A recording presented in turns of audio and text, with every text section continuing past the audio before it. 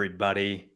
Morgan and Devin are backstage plotting something. Oh, here they are. Yep, we have been scheming. There's something coming. There's a surprise coming from Kyle for Kyle at some point. I think Kyle's already mad at me because I put him as Ron. It's unforgivable. I know he gets the girl in the end. I know it works out for him in the end, but Ron, come on. I had no other option. Did you want to be like, I don't Malfoy? Would you have liked that one? Yeah. I do have purebred dogs, so maybe I do belong to Slytherin. What is going on, everybody? If you're wondering, do they know that they're live? We know. We just like to have fun with it. It's going to be nice and casual the entire session, including the next couple minutes as we just get warmed up. I know people are jumping off calls, might be back to back trying to use that bio break. So we're going to hang for a second. If you hear any, I don't know if you just heard that. I have a bulldog who shares an office with me. So if you hear any growling or grumbling, it's either Morgan or my dog, Cuddy. So I'll let you decide.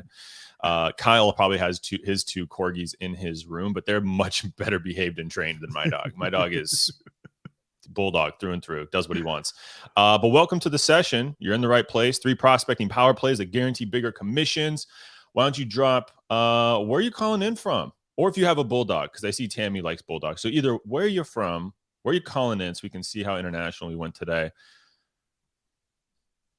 And if I don't know if you want bulldogs, Morgan, what's your go-to? Kyle's a corgi guy. I'm actually an English bulldog guy, but you know the wife wanted the Frenchie because they're smaller and cuter, and we were in a San Francisco apartment. Morgan, I don't think you have a dog, but if you got one, what would you get? I don't. But growing up, we had a golden retriever. So shout out to all my people that are golden retriever fans. It was a great dog. Rest in peace. And then if I had to get one, I get a husky. I don't know. I feel like I want to be like, yo, let's go out in the wild, hunt something down in the mountains. This is my vibe. So that's what I would go get. I like how somewhat aggressive that guy. Either a cuddly family dog or a full-on savage hunting dog. Like one of those. Look, if I'm gonna get one, we're gonna go out. You know, I took hiking 101 in college. I'm a huge hiker, so I was like, let's go get a husky. Let's just compliment what I already know.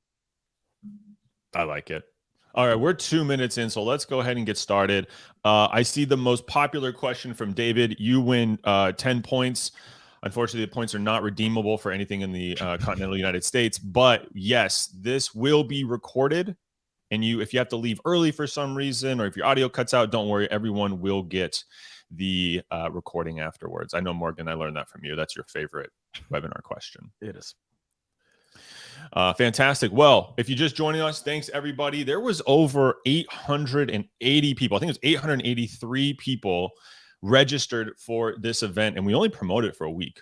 There's only 1 week that we put it on the wire. So folks are interested in this. It's extremely relevant, and you see what it's all about here on the title slide. So let's go ahead and introduce the speakers. Kyle, I saw your face for a second. I'm going to let you go first. Why don't you introduce yourself real quick? Oh, you're such a gentleman, Devin. Hello, everybody. My name is Kyle Coleman. I lead the marketing team here at Clary. I've been running SDR teams for over 10 years now and absolutely love this stuff. And the most exciting thing about it is that prospecting and top of funnel plays from 10 years ago are not nearly the same as they are now. There's so much more information at your disposal, tools at your disposal, things that you can do to be more productive, to be more effective. And I'm super excited to unpack all of those things today with this powerful crew. And I'm going to pass over to my friend, Morgan J. Ingram. Thank you for adding the J, Kyle. I really do appreciate that. That means a lot to me. I'm super excited y'all here. So shout out. We have a couple of JV sales, Sell Better people in the crowd. That's where I used to work. I trained all the great companies across from Salesforce, Slack, etc. on top of the funnel. And we're going to talk about what top of the funnel today. I lead a media production company, but we're here to talk about outbound. So let's get to it.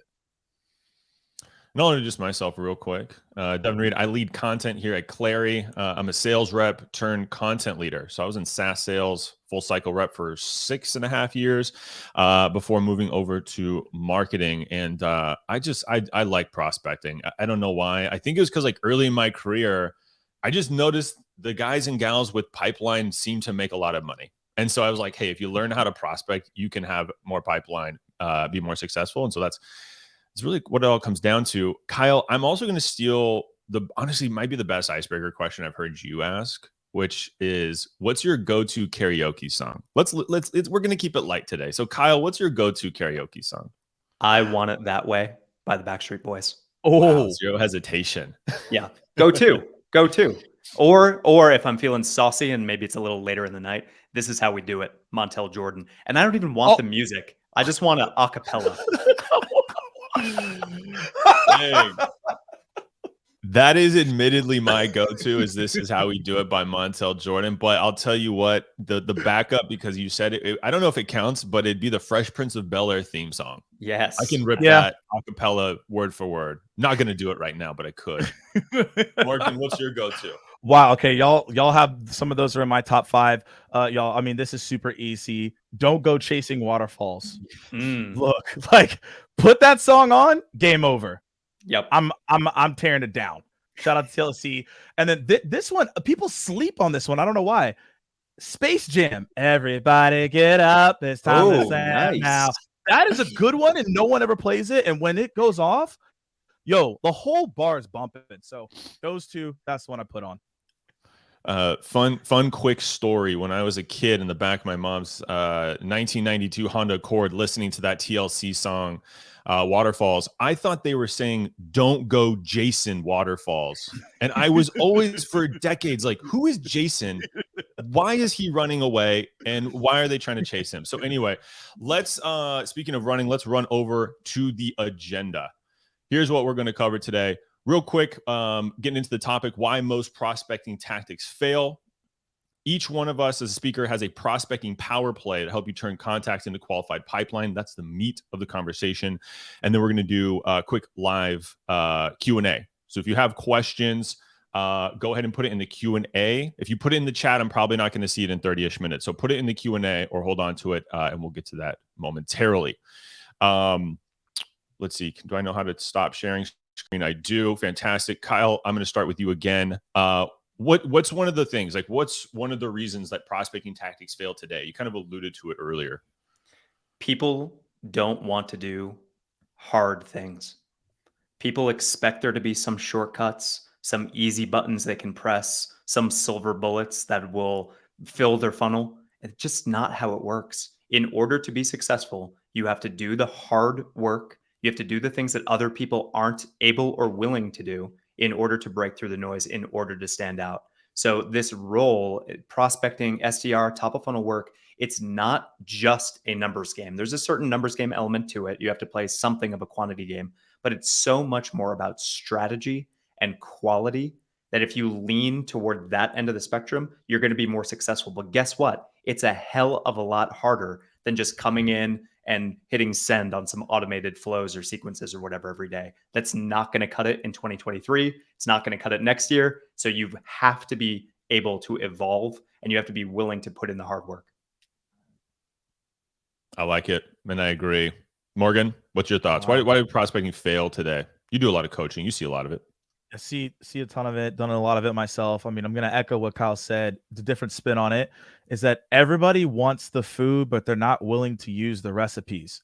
So let's think about this one real quick. So if you think about most people in sales, not all, so don't get into tizzy, but most people, is they're just order takers, right? Yeah. Just want the food. Just give me the opportunities. Send it my way. This is across all spectrums, right? SDR, BDR, ADR, account executive, full sales cycle. People just want the leads. Hey, marketing, give me the food, right? And that leads to not willing to do the hard work. However, if you learned how to leverage and use these recipes to cook your own meals, right? To use the analogy here, you're going to be more successful. Every person that I've coached, mentored, or trained, the people that were the most successful are the people that knew how to build their own pipeline and also knew how to close it as well. Because as shout out to JB, he was, as he always would say, a big fat pipeline solves all problems. You get more directive, you're in more control, you don't have anxiety when you're selling because you have more pipeline, you have more leverage. And so, yeah, I think the biggest problem people today is they just want to be order takers. They want the food delivered to them instead of using the recipes and the frameworks that are out there. And y'all are, it is a hard time right now. I'm not going to say that and say that it's not, but we're in a blessed time. You have so many people creating content, so many podcasts, so many shows to teach you how to do this. When I was in SDR, y'all, there wasn't anything. That's why I was creating content. There was no one talking about it. So this is just a blessed time where there's so much information. You could create your own recipes for success. Can I add on to that? Something that is, I couldn't agree more, Morgan. And what really breaks my heart about this topic is we've got 230 people in this webinar right now, another 500, 600, whatever will watch the recording. My bet is that maybe 20 of you actually go and do the things we're talking about. I don't know why it is. You're taking an hour out of your day right now. You want to learn, you're investing in your own learning. So go and put these things into practice. Please, I'm begging you. There's such a gap between reading information and taking action on that information. And I really hope that the 230 people and the 800 people who watch this later are going to be on that side of the spectrum where they're actually putting these things into practice. So please don't just be a passive recipient. This is not just a reality show on Netflix that you're binging to kill some time. This is to improve your career. And if you put these things into practice, I promise you will have a bigger commission check. So had to say that. Over to you, Devin. I agree. You always got to say, you got to put it into action. My quick reason why I think why prospecting isn't working is I just see a lot of generic prospecting. And by that, I mean, you have to know your audience, you have to know your prospect. And I think the problem is there's too much focus on persona and not person. The persona is like an aggregate of like a group of people from a demographic who kind of feel a certain way. And the more generic that persona gets, the more generic your outreach gets. And so a lot of times what I coach on is specificity. The more specific you can talk about the pain, the more specific you can talk about the solution, or even better, the desired outcome of the solution, right? Because in prospecting, you don't need to talk too much about the solution, more about outcomes. We'll talk about that shortly.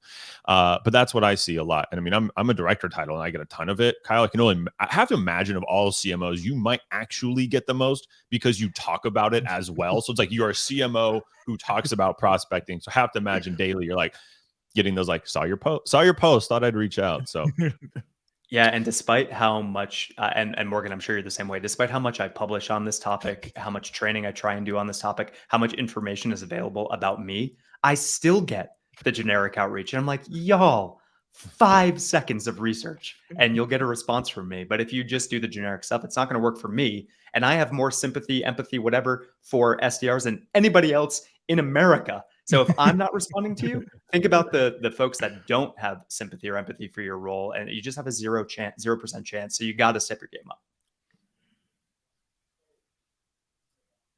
Let's start stepping our game up, folks, right now. All right, there is a poll.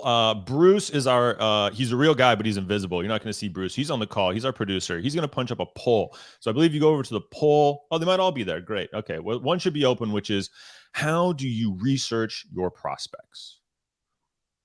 Go and vote over there. It'll be fun to watch. While that's coming in, Kyle, let's jump over to you and your play. Okay. So, and some of you I've gotten some private messages. Some people are commenting on my Groove mug. Yes, Clary and Groove are now one. Groove is the best sales engagement platform I have ever used in my 10 years doing this. So if you're interested in checking out Groove, learning more about it, we'll have a little bit of an offer here at the end of the webinar for you. But wanted to alleviate everybody's concerns or questions. No, I'm not leaving Clary. We are one company now. Everything's going to be okay. All right, on to the sales play. So, Devin, you've written before about how to write unignorable sales emails.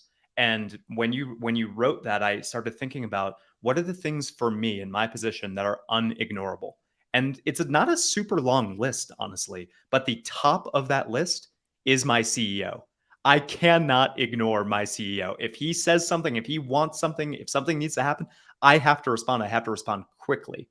And so, okay, good to know. How can a seller leverage that instinct or impulse that I have? Well, you can look up what my CEO is talking about or what their priorities are or something like that. And you can frame outreach to me about my CEO. So you're preying on this little bit of anxiety that I have to always want to be responsive and ensuring that I'm fulfilling on the needs of my CEO. And you can connect your value prop to those things. And that's an unignorable sales message. And that's the type of thing that, as Morgan, Devin, and I just talked about, that's hard. So go to the next slide and we'll unpack actually how to do this in a step-by-step sort of way.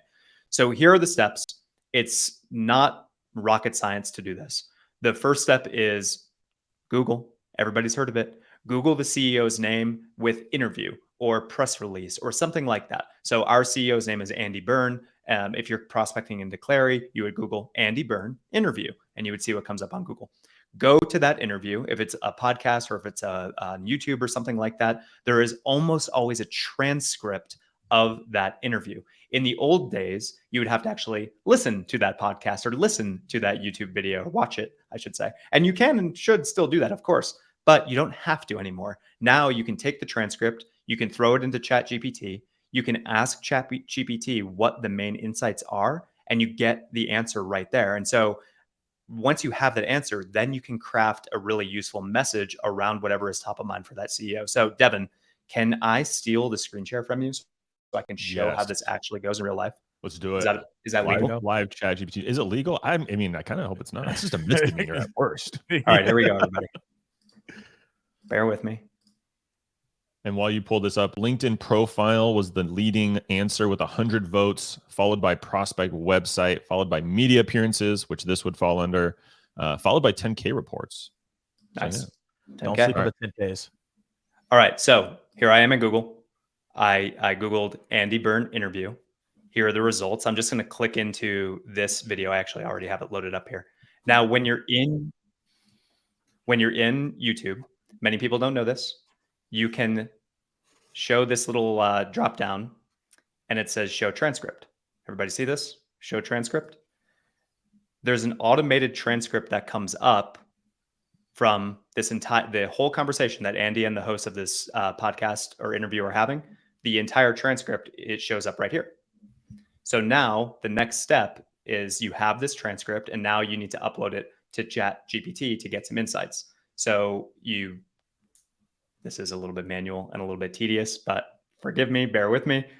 Copy as much of the transcript as you can. I'm going to stop here just for the sake of time.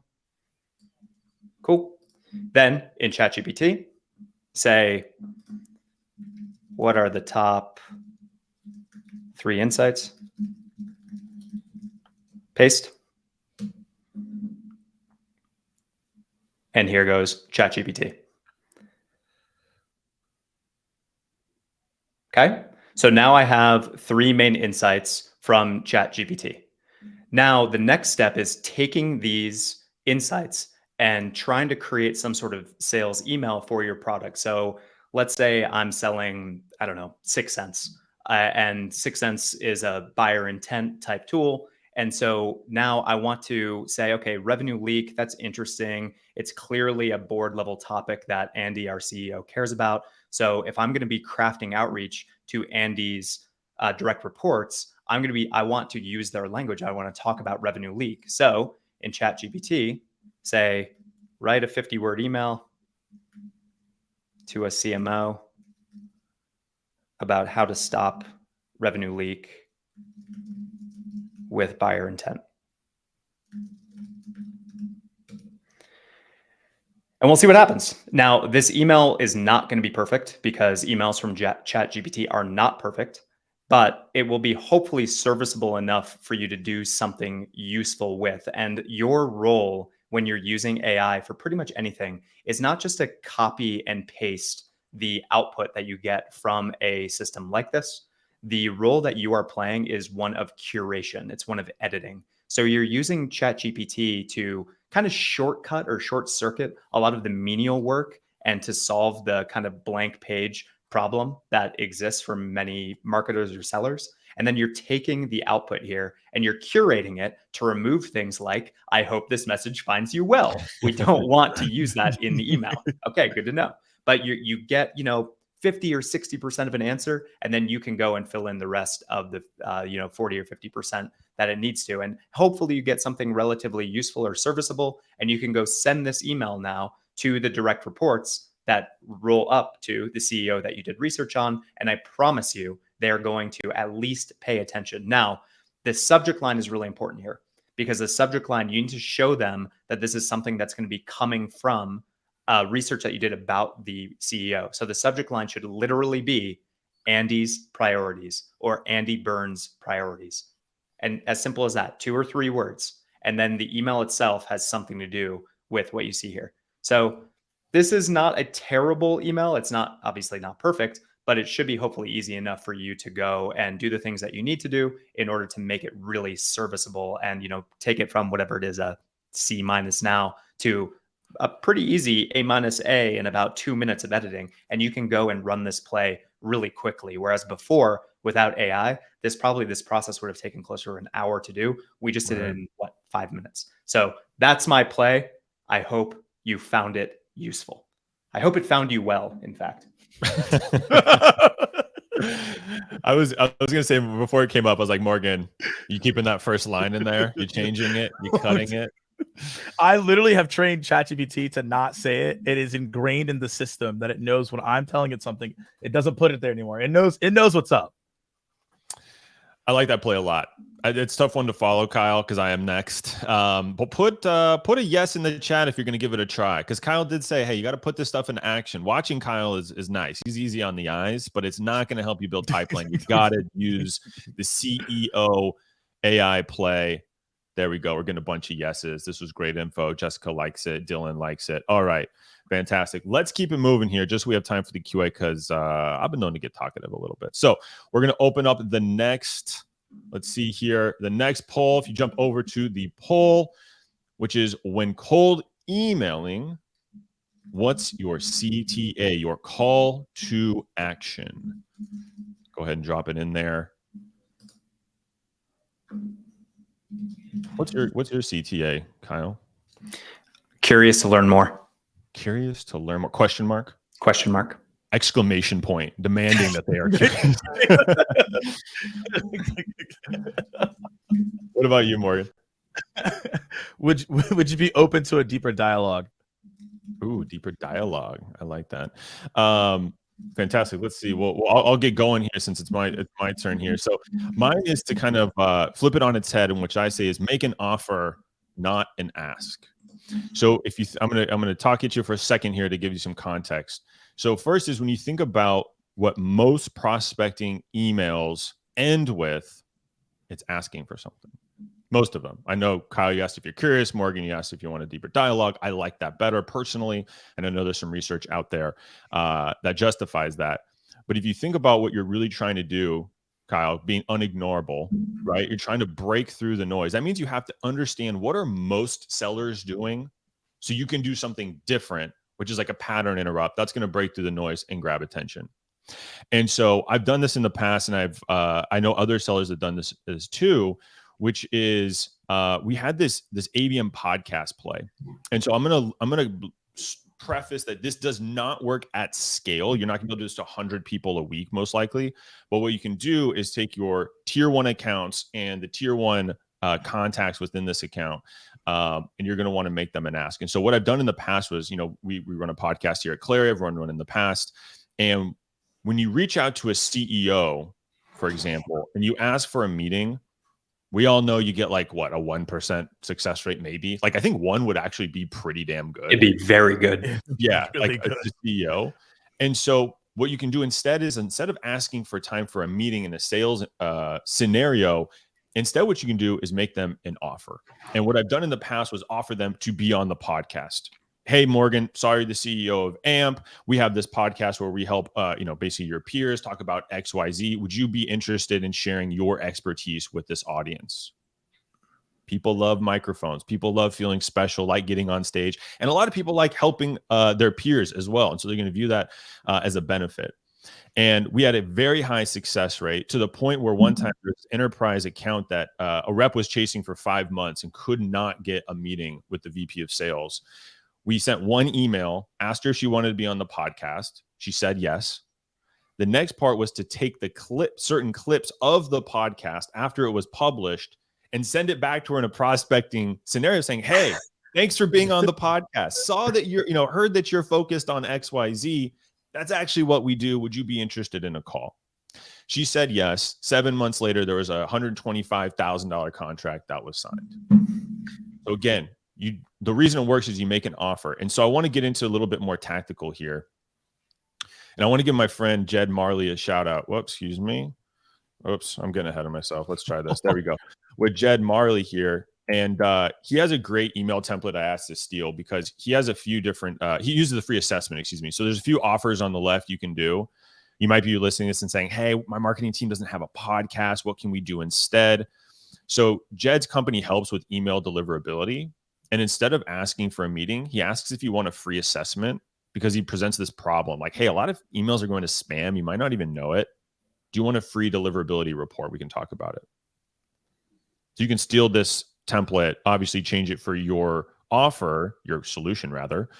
But you see the other things on the left. CEOs want to meet with CEOs and CROs want to meet with CROs and Kyle wants to meet with CMOs. So you can put an exec one-on-one as an offer if you don't have some marketing stuff. Exec roundtables, thought leadership reports, join your podcast, speak to your events, get the idea. You do have to work with marketing. To Kyle's point, this does take a little bit more work. But any offer you can make to make them look good or their job easier is going to have a higher compared to just asking for the meeting.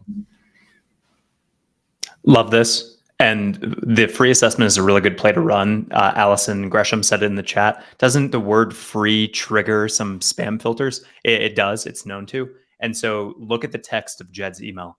The word free is not in there.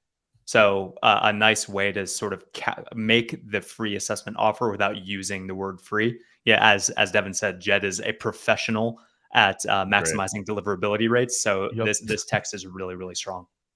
You saw the what is the movie? Oh, I lost it. But anyway, yes, Jed is a great at email writing and he helps with email deliverability. So he's a great person to look at. Let's look at the poll and see what folks said. Not as many votes on this one, but the highest ranked was asked if they're interested. So Kyle and Morgan, you're in good company. And number 2 was offer something of value. I want to go back to the point you made, Devin, about working with marketing to make some of these things happen. Like look at the exec roundtables and podcast events, webinars. The SDR and marketing should be joined at the hip. And there is not every webinar needs to have 1,000 people at it to be successful. You know, if you are running an account-based type play, you could do an event that's only for the one account that you're reaching out to. That is account-based sales, account-based marketing. And so if you have a growth marketing manager or demand gen person or account-based marketer at your company, go talk to them and see what kind of bandwidth they may have to help you break into a key account. Now, can you do this for every single account in your patch? Probably not. But you can probably do it for the top account. And if it's successful, guess what? You're going to be able to run that play again. And then all of a sudden, you're going to have this really nice network of people that are able and willing to come to your events. And you're going to have a marketing team that goes to you when they need some, juice in the pipeline. And so force the issue with your marketing team. They'll appreciate it. I promise you. The other things too is marketing often needs people to speak on the podcast. They need speakers on their event. So it actually is mutually beneficial in that way. Morgan, curious, any thoughts, or should we just keep it moving to your play? So someone said this, what if you don't have a podcast? The thing is, and I put it in the chat and I want to elaborate on a little bit more, and this could be part of the options, is that it doesn't have to be a podcast that invites somebody on, right? You could literally have a 5-10 minute conversation on a topic, see you later. And also as well, like if you're trying to get in front of executives, offering them, hey, the podcast is 10 minutes. We have 3 questions for you. You're going to have more people say yes. Like that's all you really need. And so you don't need a whole full production, full suite. You don't need these lights that I have, the mic. You don't need all that. You could literally just say, hey, let's just create like a 10-minute series. We just do it organically. You could go do it on any platform, Zoom, Riverside, whatever you want to go do. And then just ask like 3-4 questions as if you're running a discovery call, right? And then that's a great way you can get more people involved and run this play that they're talking about. But to the point, sales, you should be getting in front of your marketing team and saying, hey, here's our target accounts. Can we invite some people on to our podcast or a mini series? Like I just said, I think it's just completely a miss if you're not doing that. Great points from a great man. And the lights make you look very cool, by the way, Morgan. I know you know Thank that, you. And I can change colors. It's fun. We have a good time with green. If you have a little controller in your hand, hit me with green, but don't get distracted. Okay, let me keep I got you. It doesn't look as good though. Look, see, it doesn't look as good. All right. Fantastic. All right. Hit up your marketing team right now or right after this if you can. And I don't want to distract you, but Slack them. Tell them, hey, send them this slide. Take a screenshot and say, we can do this tomorrow. We can do it today. It's only 11 PST. There's plenty of time. All right. Let's move on to the third and dare I say final play. But before we do, there's one more poll. jump over to the poll, folks. Do you prospect with video? As in, do you make videos for the sake of prospecting? Go ahead and punch it over there. While that gets going, we're gonna get some liars in the poll.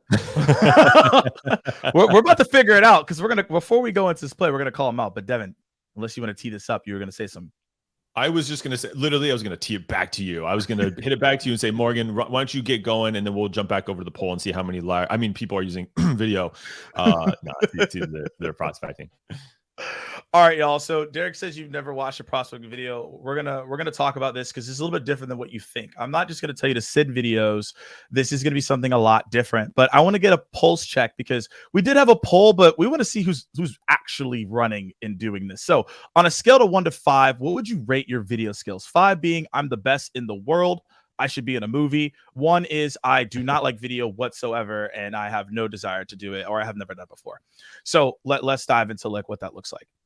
Now, again, I'm just going to go through what people are saying. So we have an average of 3. It's pretty solid. That's typically what I see. Now, I see some people saying, oh, nobody replies, no one opens it. It's because typically people look at this the wrong way. Either they do this as the first touch, which I typically tell people not to do that because it could lead to spam, or it's just too soon, right? Mm-hmm. And then also people do it out of context, which then leads to not responses you're looking for. So this play I'm going to show you, not only am I going to show you what to do, but I actually have data.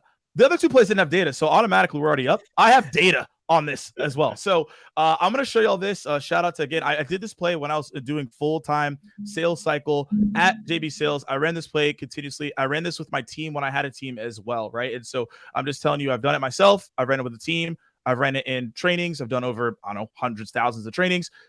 Anyone who ran this play, they saw success, and that's what we do here. So let me break down how this works. Now, how many of you are familiar with Steph Curry? Just let me know in the chat before I go into this. You have to leave the webinar if you say no. I'm just warning you. He's literally on the candle right here. You have to know Steph to say. Some people don't know. Devin, you're gonna kick some people out? No, never. You might be international. You might not love basketball. Okay, so the thing is, this play will make you feel like Steph Curry. You will hit shot after shot after shot. You're going to be doing the whole thing once I run you through this. All right. So how this works, right, is when you have someone inside of your sales engagement tool, right? Kyle just said Groove, so we'll use Groove for example. You get over 3 views on your email, right? Because 1 view typically could lead to even someone just like going through spam, but let's say over 3 views is what we looked at. We then would transfer that person into a video only cadence. And you'll see what the results came from this. But let's go through the text on why this gets responses and why you may not be getting the responses you're looking for. And again, I ran this in, by the way, cybersecurity. We ran this in manufacturing. We ran this internationally. I ran this in LATAM. I ran this in APAC. So I know people are going to be like, oh, what my industry? I ran them in all these industries and it worked. So we're looking at the subject line first. We put their first name, right? Super straightforward. Plus your name, then the little just line there, quick video. At the end of the day, people, if they see video, they're like, oh, cool, that's gonna be exhausting. Quick video. This is less than 60 seconds, right? We don't want to bore people here. This is a movie trailer. Now watch the way that I do this framework. First part is I say, hey, look, I made you a video that could help with X. Now, again, the whole thing that we do this on is just telling them what we help with. If you have some more personalization, you can add that. I'm just giving you a framework and you can go from there. But the first part is just saying, I made you a video and here's why. The second part is important, and it says it's less than 60 seconds. So before they click this video, they already know it's not going to be too long.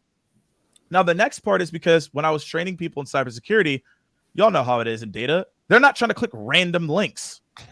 They're just not trying to do that, all right? So we found out a way to go about it, and we actually proactively call it out.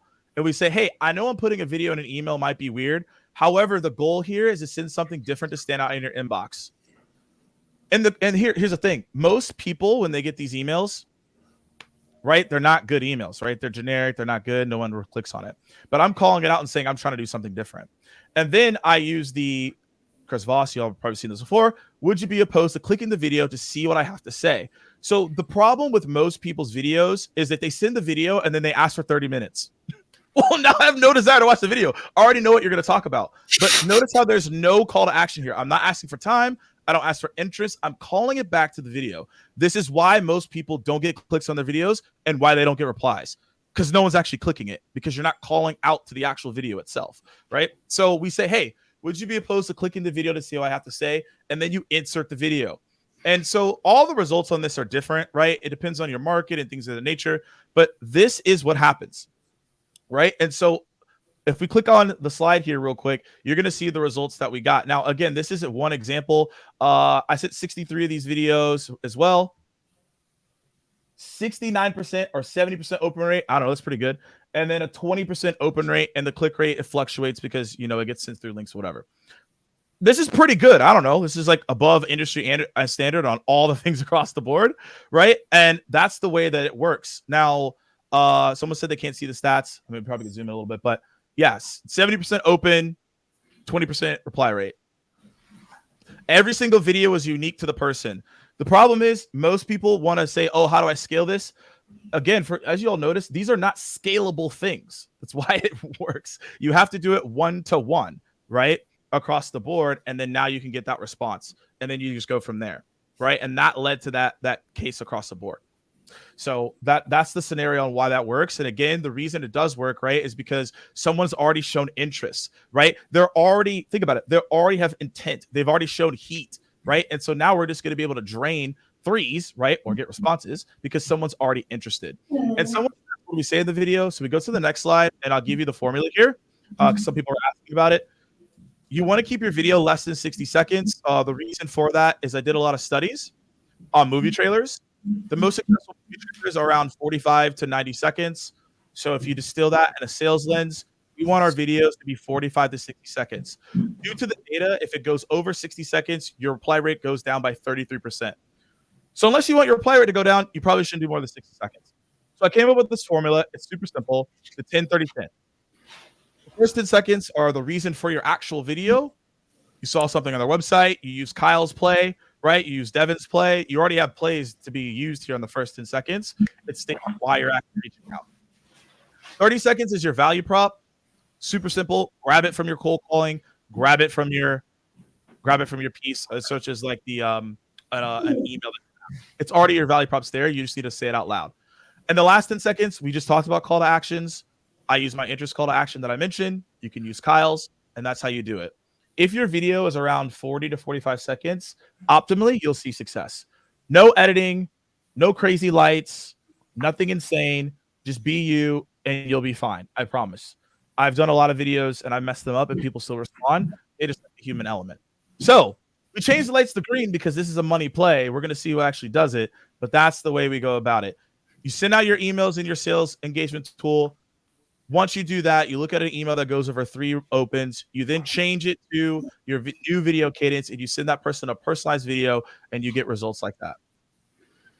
Good stuff, Morgan. I want to double down on a phrase you use, which is a human element. And there's so much going on in the world of AI, and people's inboxes are flooded with artificial intelligence. They're flooded with robots. And video messaging is so powerful because it shows the recipient that you are a human. You're a real person. And so I think that video messaging has always been effective. I think it's going to be even more effective to break through the noise, as AI rises and the amount of crap that's hitting people's inbox continues to go up. If you are interested in a deeper dive on video messaging, cold calling, cold emailing, all the things, I just dropped a link to the Clary Prospecting Academy. We are launching it, I think, October 4th, I want to say. October 4th. And it is deep dive on all of the types of strategies that you need to execute to run a really nice omni-channel approach with the phone, email, video, social, everything. So check out that academy if you want to step your game up. Solid play, Morgan. I like it a lot.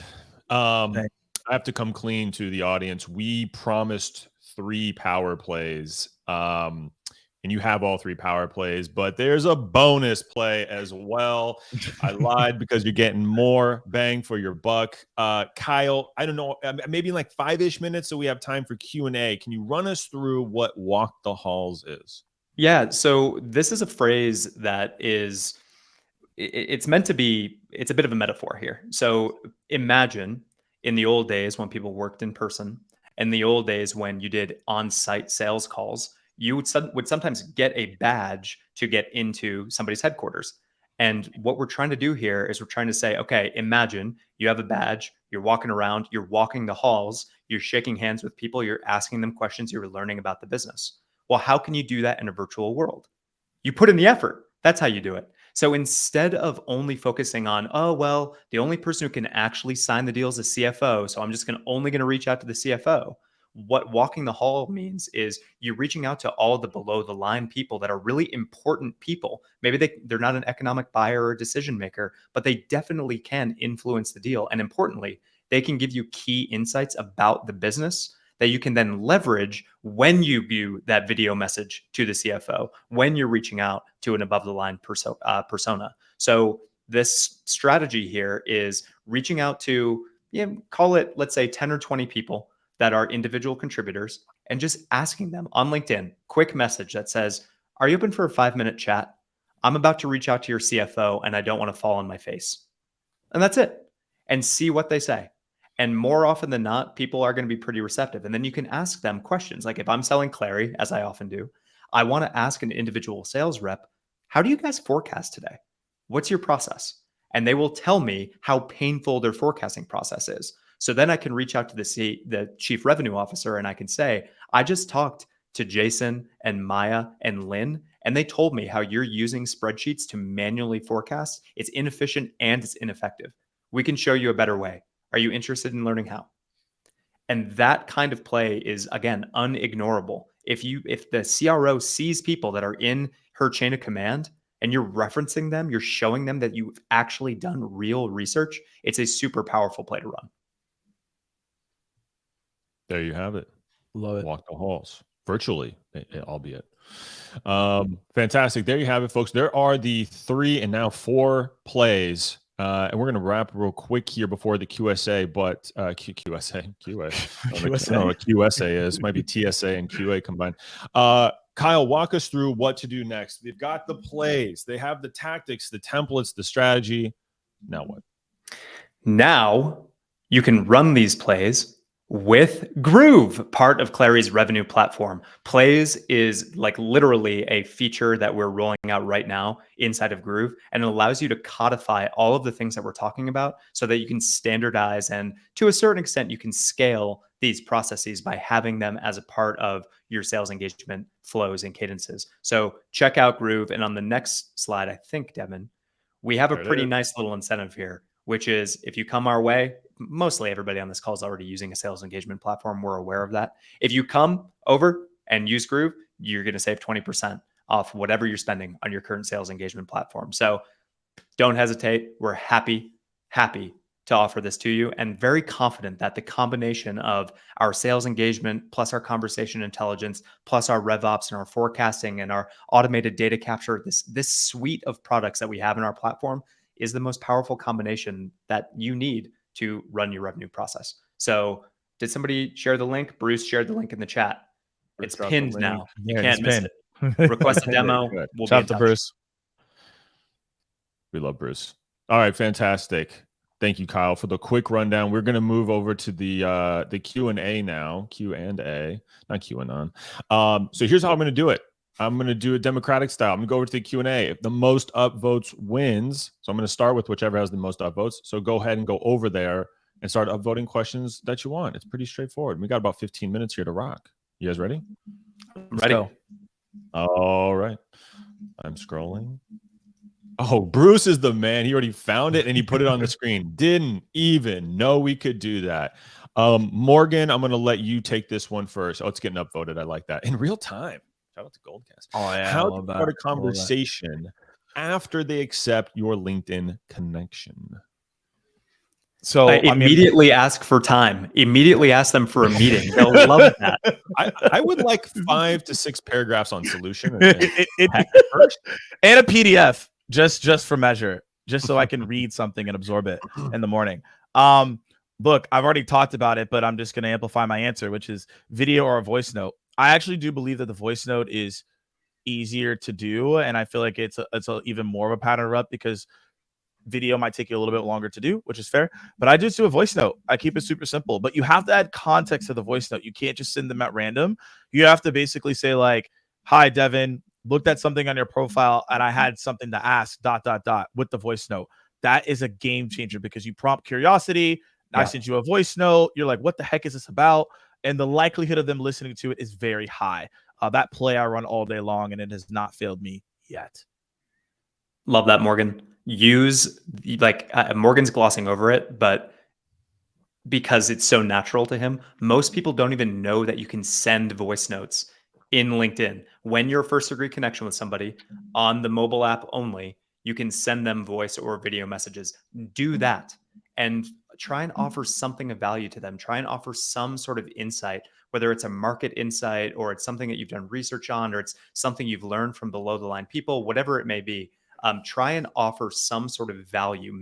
To use Josh Braun's phrase, keep making deposits. Show people that you're investing in them, that you care about them, and earn the right to take a withdrawal at some point in the future.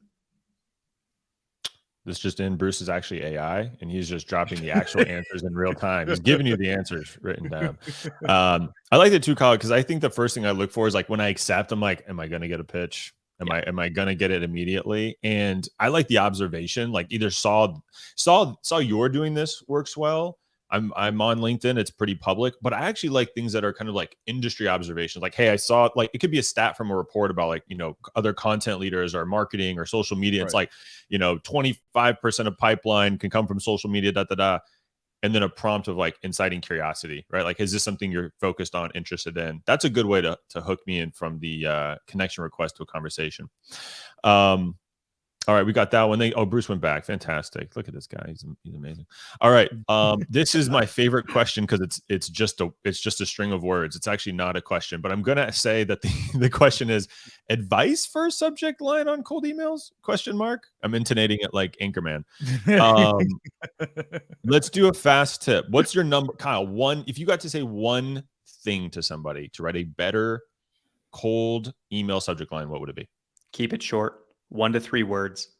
And that way you leave enough room for the first line of your email, what's called the preview line.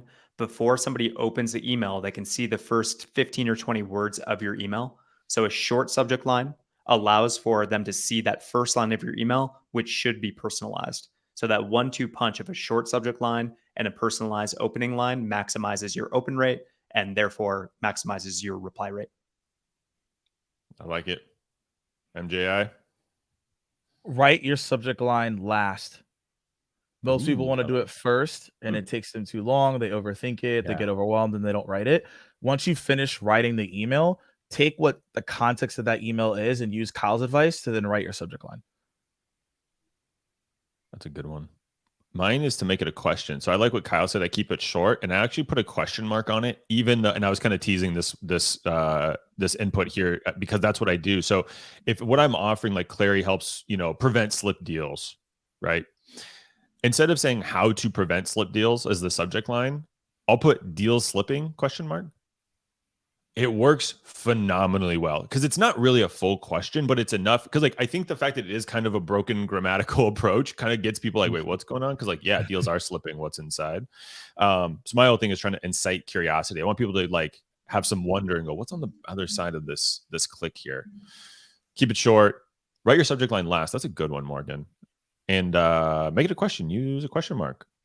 John Barrows in the chat. What's up, JB? Mentioned you can use ChatGPT for subject line suggestions. So upload your email, ask the AI to write the subject lines, and then he also dropped a link to subjectlinegrader.com, which is a pretty useful little tool as well. Thanks, JB. You're the man. Make it happen. John Barrows being here on this webinar right now is like Steph Curry being at your basketball game, watching you play. So there we go. Glad I didn't know he was here before. I would have been all flustered. I was going to say the same thing. I'm really glad I found out now. I would have been more stiff.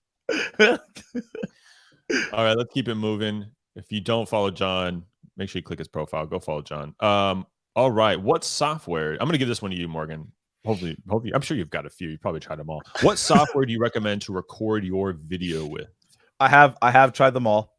They're all out there. I think it's like a personal preference. It's like asking me what is your gaming console, where it's first like N64, PlayStation, and Xbox, right? Like, or Switch. Shout out Switch. They're popping off right now. Anyways, the one I always typically recommend is to go to Vidyard. That's the normal one. However, there are other ones, right? Loom, Vouch, BombBomb. There's a ton. So I test them all. They have 3 applications to start with, and just find out which one feels the most comfortable for you. But there are tons of them, so just make sure to use it. Can I also say people use this as an excuse to not send video messages? They say, "Oh, well, I don't have a paid license for Vidyard or BombBomb or whatever." Like, use Zoom, use your phone, record a video and upload it to Google Drive and send that link. Like, it doesn't have to be purpose-built software. You're making excuses to not do the hard work. So don't do that. If you have a purpose-built solution for it, awesome. If you don't, be creative. Like, you've got a webcam, record it with QuickTime and send that video. It doesn't have to be purpose-built. That's actually a really good point, and I want to talk about that a little bit more. Like, it's pretty crazy. Like, most iPhones are better than the DSLR cameras out at this point. So you actually is going to be good. And we actually found out that when you send a video, like an iPhone video on LinkedIn versus using a software, there's a higher response there. So there's something to it. So don't overthink it. Just want to amplify on that point. Yep. I like the vertical, like kind of clearly a cell phone, like a little shaky, not Blair Witch Project, but a little shaky because it doesn't have the marketing polish. When you see a perfectly produced video, you immediately go, I'm being sold to, I'm being marketed to. When it's just Morgan, because he does this all the time to me, he sends me these videos, he doesn't do it. But you just see kind of like, hey, it feels authentic. And I know it's kind of a lame buzzword, but the truth is you're like, oh, this is real. Let me hang around and see what's going on. So I think, Kyle from the top ropes on accountability. I like it. Doesn't have to be perfect. Doesn't have to be perfect. All right, Bruce, let's do one more question. Let's do one more. All right. There's a thank you at the end. I don't know why I read the last word first. Outbound prospecting is really difficult nowadays, and personalization takes ages to craft when you have 1,000+ employee account with 10 accounts. What's the best strategy here? Thanks, Girl Chris. Dude, if I had anything to give, you had 2 questions in the top because yours was the last one, the subject line one, dude. You're killing it. What do you think, Kyle or Morgan? You guys can wrestle over who goes first on this one. Go ahead, Morgan. Should we virtual wrestle? I don't know how. Oh, you, Morgan. I'm curious to hear your answer. Okay. So the best strategy here, I mean, John already kind of touched on this, is using ChatGPT, because what you can do is you should have messaging that's already been successful. And I've been running plays on this, so like you can do this. If you have a couple of outbound emails that are already successful, or in your entire organization that are successful, which you should have that with any tool, you can actually go find like the top 10 emails. You could tell ChatGPT to analyze the tone, the sentiment, the length, the entire thing. And then you could put like your ICP of what you typically go after. And you also could put the personas in there as well and have it create campaigns that are relevant based on all that information. And so what now happens is you could create 5 different campaigns that are relevant based, that are all based on the tone, the language, the length of what you've already gotten responses on. And then now you can use that to then moving forward to then do a multi-pronged approach. What I also would tell you is you probably have data in the last 6 months. I would go look at whatever CRM you have, go look at all the closed won opportunities, and go look at what personas were a part of the buying process that led to the deal closing. So for example, if you find out that, the VP of IT, when they're in the deal, we close like, 30% more, you should probably be reaching out to the VP of IT first in these accounts so that you don't have to reach out to all these other people and these employees, etc. So that's the play I would run. Go find all the emails that were successful, which you should have that if you have a pretty large org or if you have success. Then you replicate the tone, the language, the length inside of ChatGPT. You then tell it what that is so it remembers that language, because as long as you have good inputs, you'll have good outputs. And at that point, you could tell it to create a multitude of campaigns. It'll get you about 70 to 80% there. And then you do your magic to make it more personalized and have a human element. And then I would start reaching out to people that are the personas that are actually in the buying cycles first. And then I'd filter from there. That's how I would do it if I was in your shoes. It's great stuff. Not a ton to add. I'll just say one other thing, which is standardize your research and look for the same things at the different accounts that you're reaching out to. So Morgan just talked about it. You're winning deals for a reason. Find the patterns for why you're winning those deals, and then try and go find out what are the strategic initiatives that you're selling against successfully, and go and try and find those things at every account that you're researching. Because if you have, a little template, an account planning template, and you're looking for the same 5 things at every account, you're going to get a lot better and it's going to move a lot faster. You're going to be able to find those things relatively easily, whether it's from a 10K or it's from a press release or it's about the company's growth over the last 12 months or whatever it is. Have those things standardized so that you're not just randomly researching and thinking that you're finding insight. And then you have to go and create a bespoke email for every single account. So standardize your research, make it repeatable, and do exactly what Morgan said, because he hit the nail on the head. I was not laughing at you, Kyle. I was laughing at the proof that Bruce is not AI, because he said you have perfectly coiffed hair. I don't know that I've ever pronounced that he's word like, I don't know But what's going on. Kyle never has a single hair out of place. Thank you very much, Kyle and Morgan, for hanging with us. Hey, honestly, real quick before you bounce, I want to be very upfront with you. 149 people, you stuck around to the very last second. You invested in yourself today. You said, you know what? I'm going to get better. I'm registering for this event. I'm showing up to this event, and I'm staying for the whole time. That's what I love to see. The next step, as Kyle said, is pick one of these plays, do it this week. Pick another play, do it next week. And then if you're like a little scared of video, do that the next week, but don't not do it. How about that? Don't not do it. Okay. Remember, if you want to put these plays into action using Groove, the link is pinned up there in the top. We're going to hook you up with a good deal so you can upgrade your sales engagement platform. That's a wrap. Kyle, you crushed it. Morgan, thanks for changing your light to green as requested. You're killing it as always. Maybe we run it back. I don't know if you're still here. Do you want us to do this again? Should we do another one in a couple weeks? You can put yes. You can put no thanks. Just say no thanks. Don't say no. You can say unsubscribe. Unsubscribe. That'll hurt my heart a little bit. You know what I mean? But for real, thankful for everyone who showed up. Let's go make it happen. And that's it. That's a wrap. I'll holler at you later. Thanks, gents. Thanks, everybody. All right, y'all. Cheers.